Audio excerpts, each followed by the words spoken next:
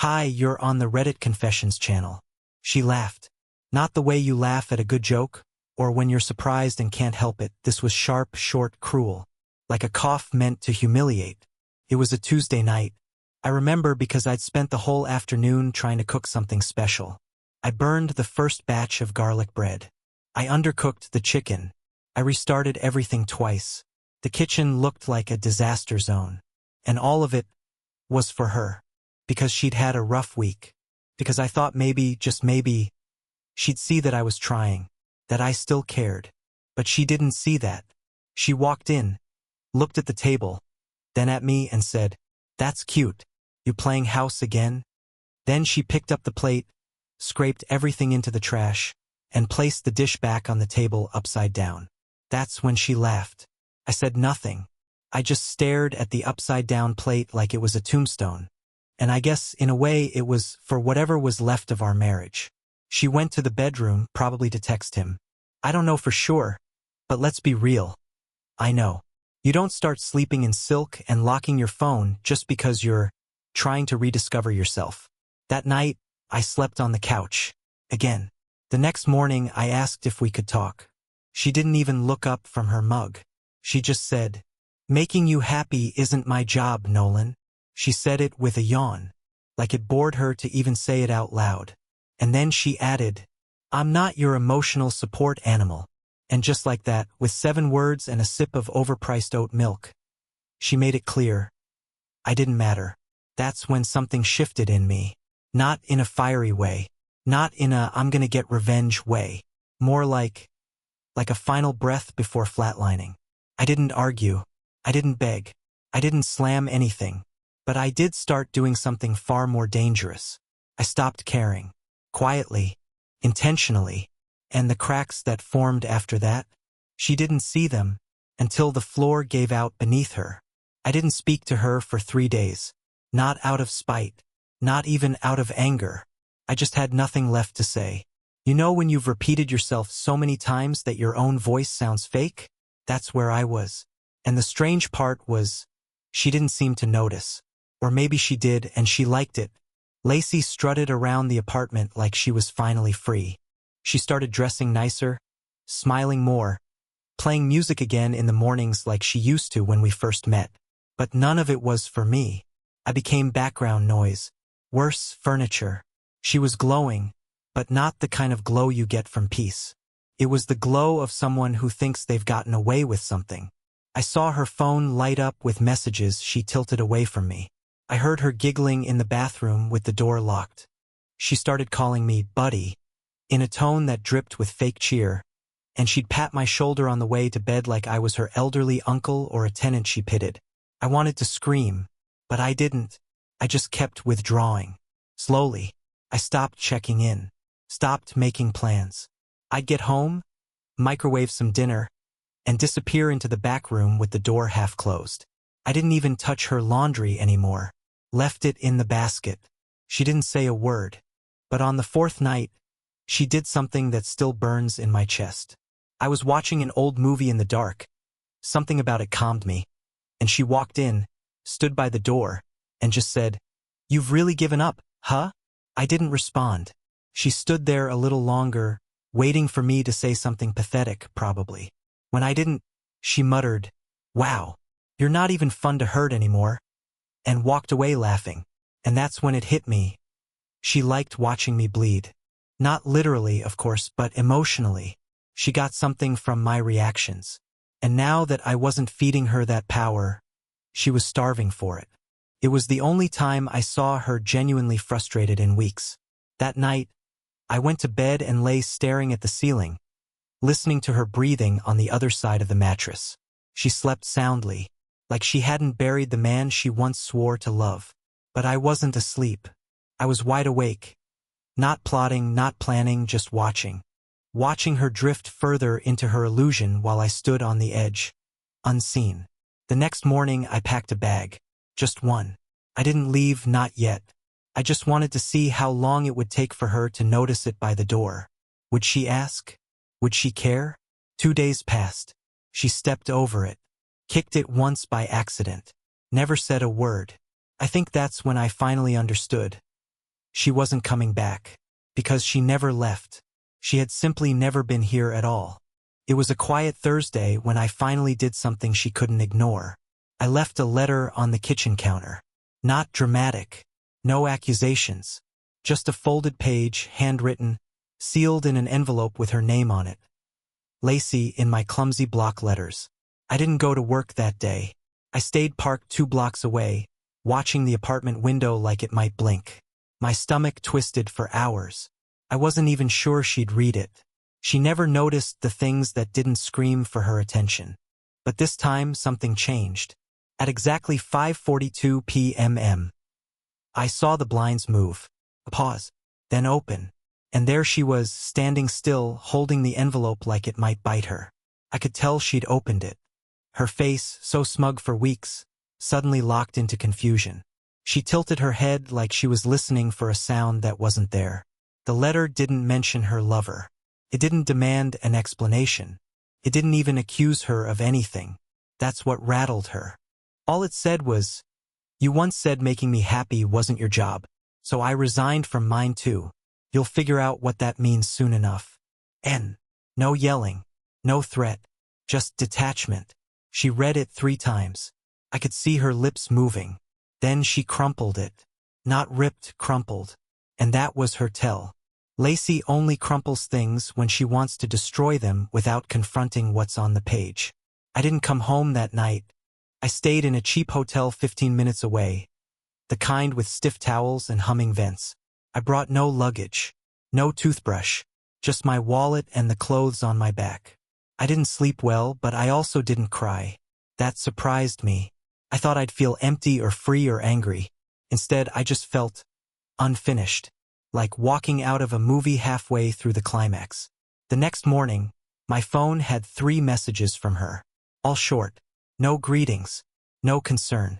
Just 1. Where are you? 2. Is this some pathetic game? 3. Grow up, Nolan. That last one made me laugh. Grow up? This, from the woman who left her vows somewhere between a brunch mimosa and her gym locker? I didn't respond. I silenced her notifications and turned off location sharing. If she wanted to find me, she'd have to look. Really look. For the first time in years. But the truth? She wasn't scared I was gone. She was scared she'd lost control. That I was no longer where she left me. Later that day I returned, not to stay, but to observe. I walked in like a ghost. She was home, sitting on the edge of the couch, phone in one hand, wine in the other. No music, no TV, just silence. And for the first time in a long time, I saw panic on her face. Not regret, not love, just panic. The kind of fear people feel when the game board disappears and they realize they weren't holding any real pieces. I didn't speak. I walked past her into the bedroom. Took my passport, my laptop, the rest of my medication. She followed me, hovering. Asked where I was going. I said nothing. She blocked the door. "You're being ridiculous," she snapped. That same old venom returning. I looked at her for what felt like an hour, then leaned in and whispered, "You're going to miss how much I used to care." And I left. I thought maybe she'd come after me. Not right away, but eventually. That she'd wake up in a quiet apartment and notice the empty drawers, the coffee not made, the silence where my voice used to fill the space. But the days passed, and I heard nothing. No texts, no calls, no late-night voicemails telling me to come home. And honestly, that should have hurt, but instead, it confirmed everything I'd already known. I wasn't someone she missed. I was someone she tolerated. Someone she used for stability while she chased excitement somewhere else. I rented a small, month-to-month studio above a liquor store in a part of town she'd never visit. It smelled like bleach and regret, but at least it was mine. I slept on a mattress on the floor, surrounded by boxes I never bothered to unpack. I ate takeout. I watched documentaries I never finished. I wandered around the city, half numb, half hoping I'd see her so I could feel something again. Even if it was anger. But I didn't see her. And she didn't look for me. At least not yet. Then, on the 12th day, something strange happened. My phone buzzed with a photo. No words. Just a picture. It was of our bedroom. Our bed. completely stripped, sheets and comforter gone.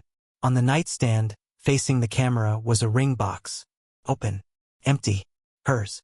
The same one I gave her on that cold January night when I proposed in my parents' backyard under Christmas lights we forgot to take down. I stared at the photo for minutes. Was it a message?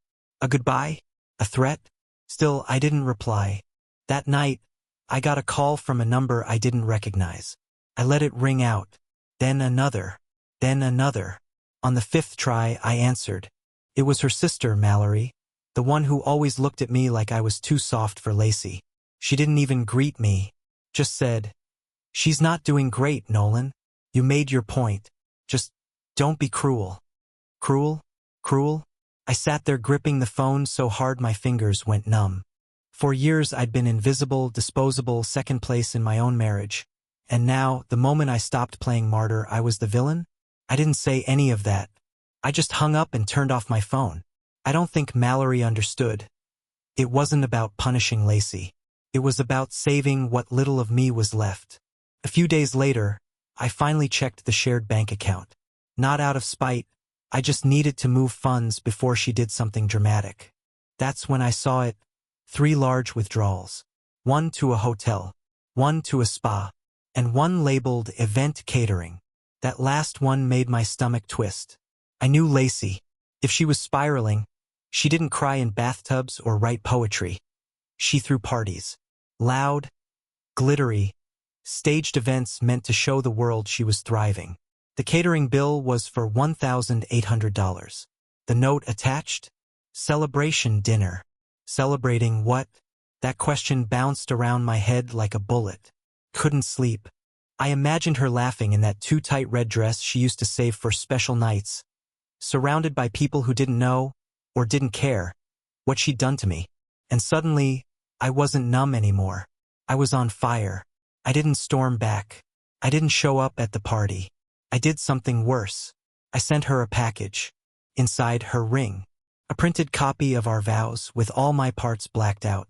And a card that read, "I finally understand. Making me happy was never your job. That's why I stopped applying for the position." She didn't text back. But 2 nights later, Mallory called again. This time she sounded different. "She's crying, Nolan," she said. "Not because you left, but because you're not chasing her."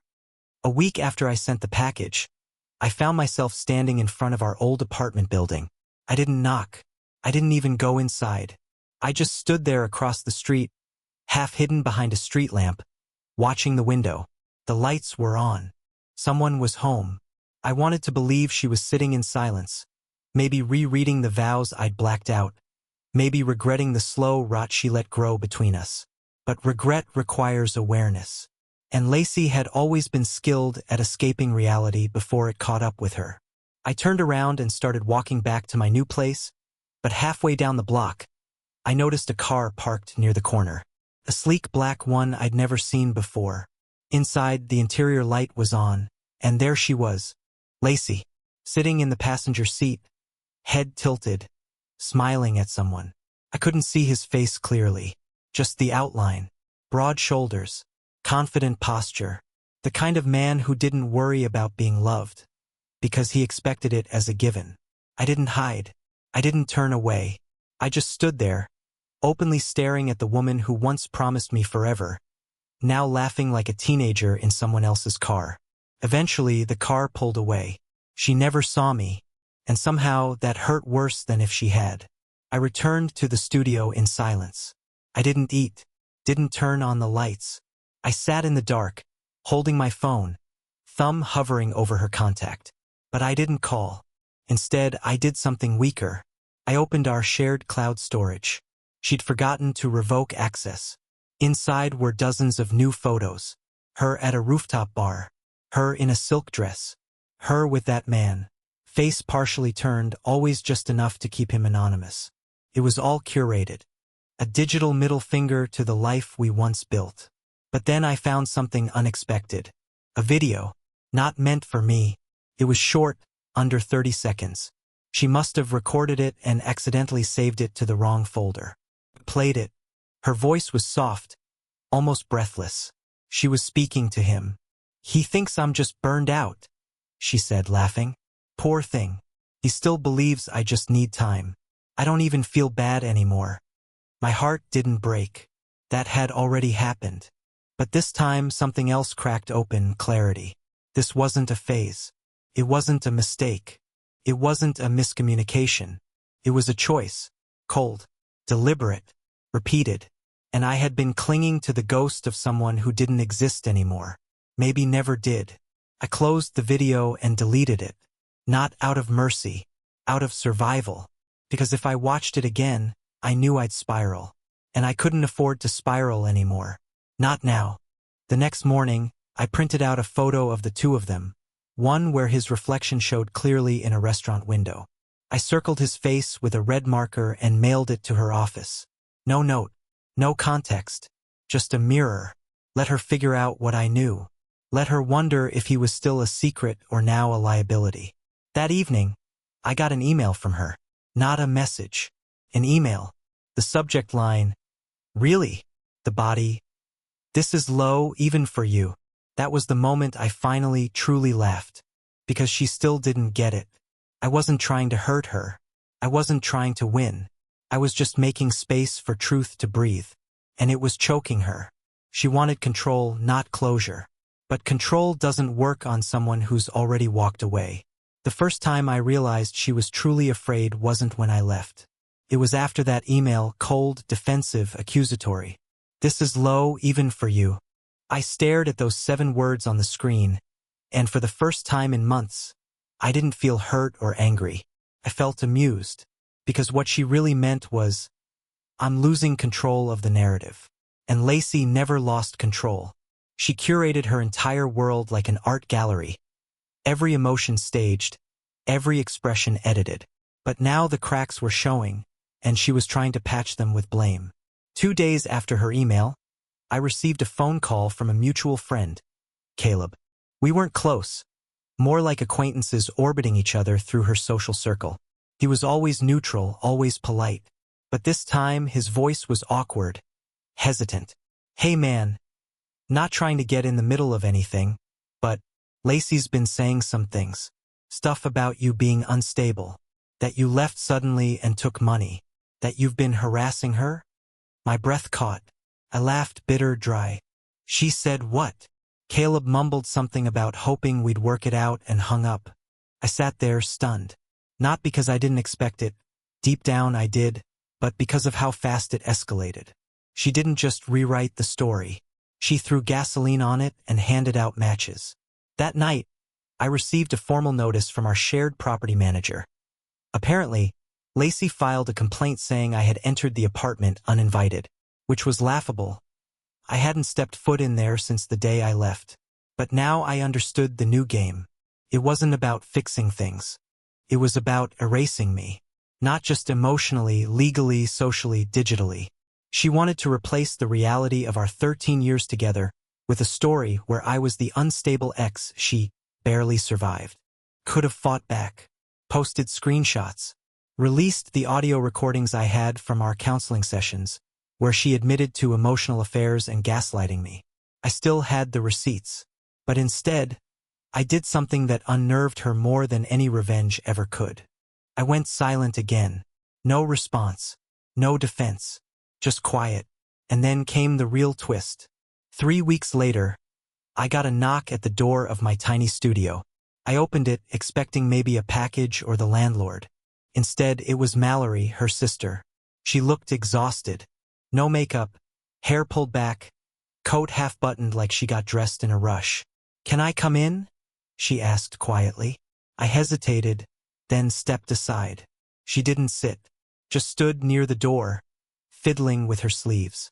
"She's unraveling," she finally said. "And it's bad." I said nothing. Mallory sighed. "She's been talking to herself, calling your name at night. She won't admit it, but she's not okay. She thought you'd come crawling back.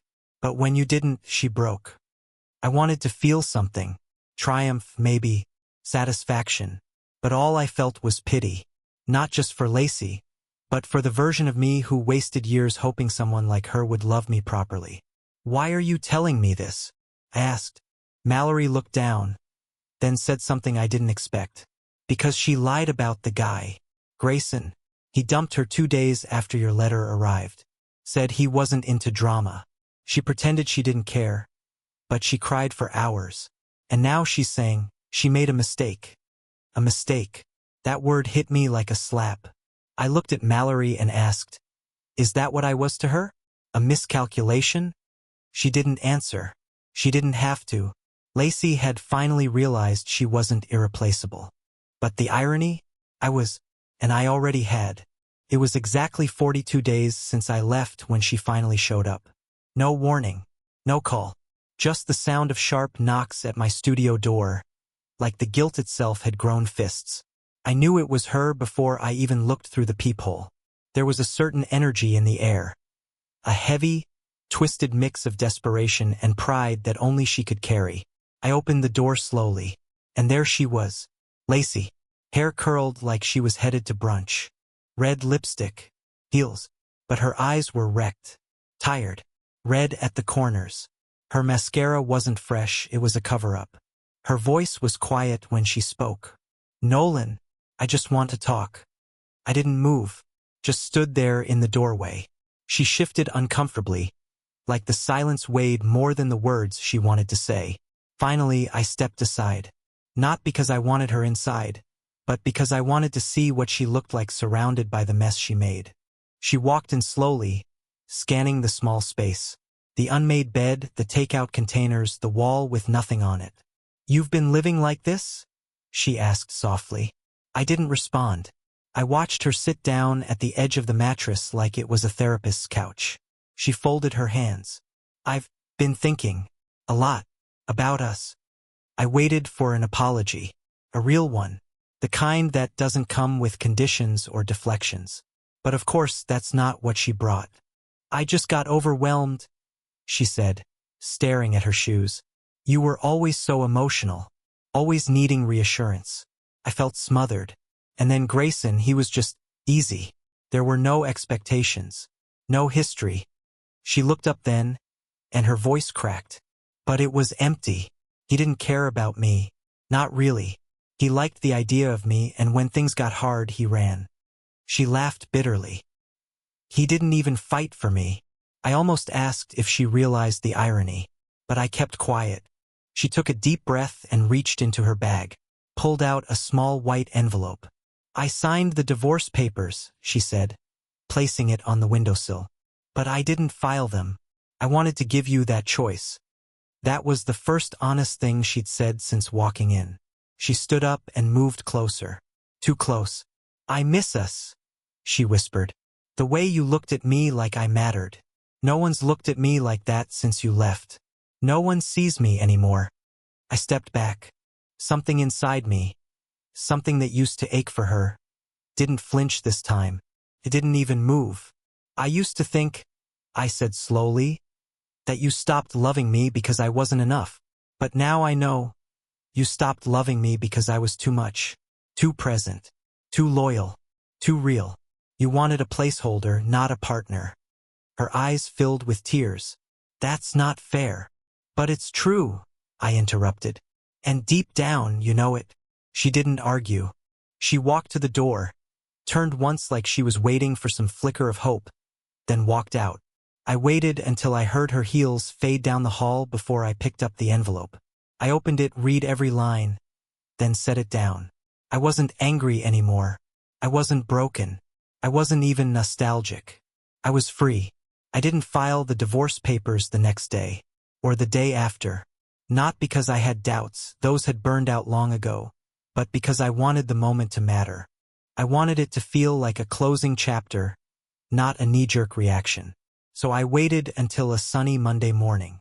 The kind of morning where the sky feels too blue to be real, and the city hums with quiet purpose.